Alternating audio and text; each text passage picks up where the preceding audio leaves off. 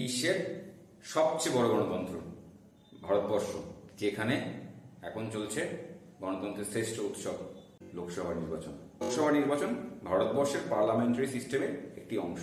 এই লোকসভা নির্বাচনে কারা ভোট দিতে পারে বা কারা এই নির্বাচনে দাঁড়াতে পারে। হ্যালো এভরিওয়ান, আমি মিন্ময় কুণ্ডু। আজকে চলে এসেছি একটি নতুন টপিক নিয়ে আলোচনা করতে, যেটি লোকসভা। ভারতবর্ষের পার্লামেন্টারি সিস্টেমে লোকসভাকে লোয়ার হাউস বলা হয়, যেখানে মোট 552টা সিটের কথা মূল সংবিধানে বলা ছিল, কিন্তু ভোট হয় 543টি আসনে।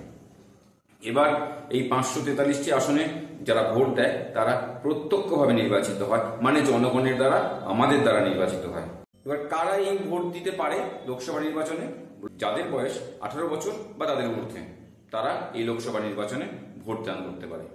এটি আগে ছিল 21 বছর বয়স, যেটি 1988 সালে 61তম সংশোধনের মাধ্যমে পরিবর্তন করে এখন 18 বছর করা হয়েছে।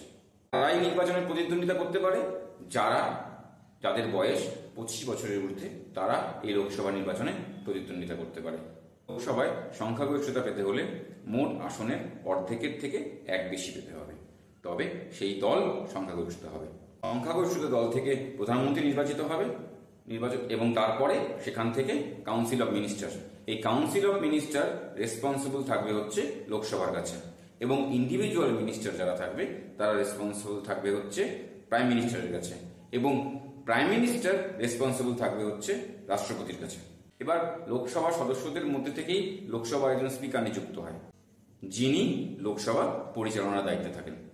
লোকসভাতেও 2019 সাল পর্যন্ত দুজনকে রাষ্ট্রপতি নমিনেট করত অ্যাংলো ইন্ডিয়ান। 2019 সালে 104 নম্বর সংশোধনের মাধ্যমে সেই প্রভিশনটিকে বর্তমানে উঠিয়ে দেওয়া হয়েছে।